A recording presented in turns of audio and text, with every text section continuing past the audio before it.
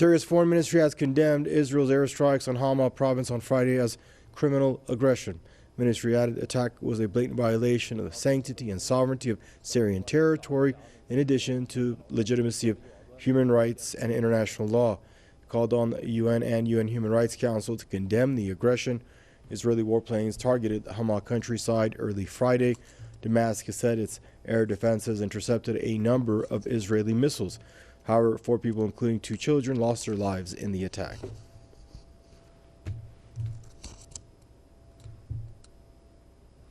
And joining us out of Bristol to try to make more sense from all of this is Tony Gosling, investigative journalist. Hello, Tony. Hope you're doing well, safe and sound, and good to have you back on the press to get your perspective on things. If you can, help us try to figure this out. What's Israel doing time and again, and with what authority is it conducting strikes continuously, day after day, week after week, year in and year out now on Syrian territory? Well, the authority that the Israelis have is really just the law of the jungle.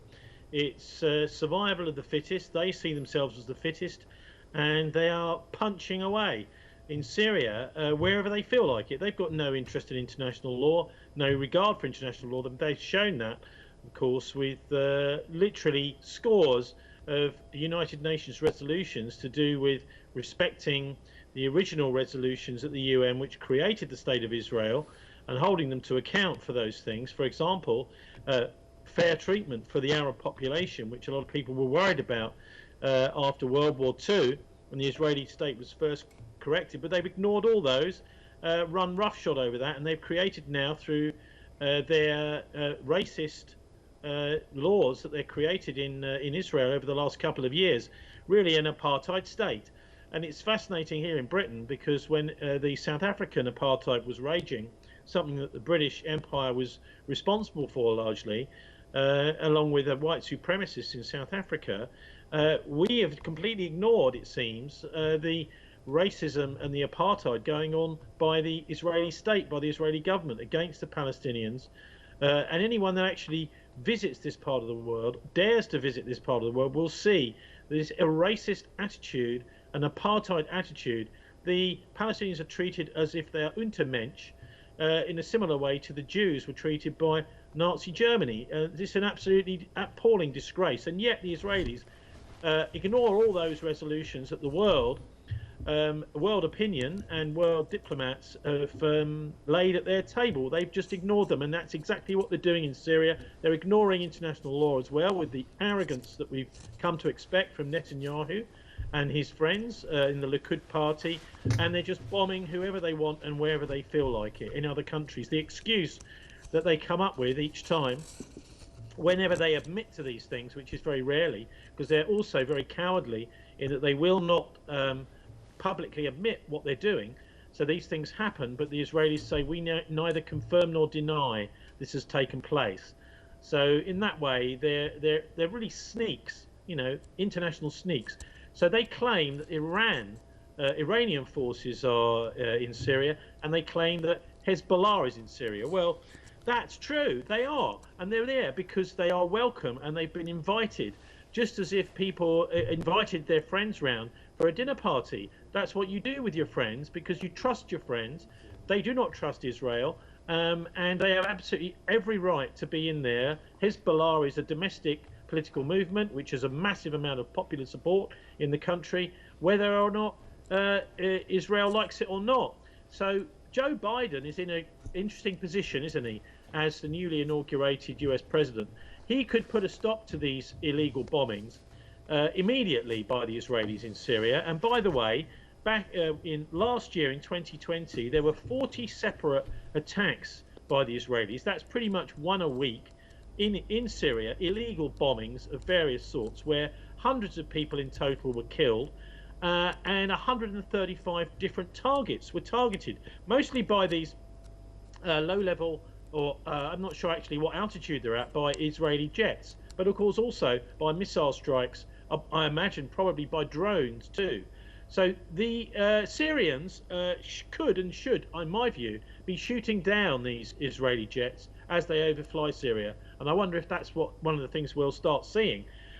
Now, of course, all these actions by the Israelis are provocations, and what the Israelis are looking for is a response. They want the Syrians, they want Assad to react to what they're doing, and I think it's absolutely incredibly brave of President Assad and the Syrians to simply suck up these Israeli provocations. They've shown that they're far more mature and far more prepared to do the right actions to stop escalation of conflicts in the face of all these provocations. And the only way the Israelis can get away with this is because of the supine support from almost the entire Western media. They look upon Israel as their great ally, their great friend, even though, like Saudi Arabia, they have caused so much trouble and they seem to be trying to start wars in the Middle East every 5 minutes.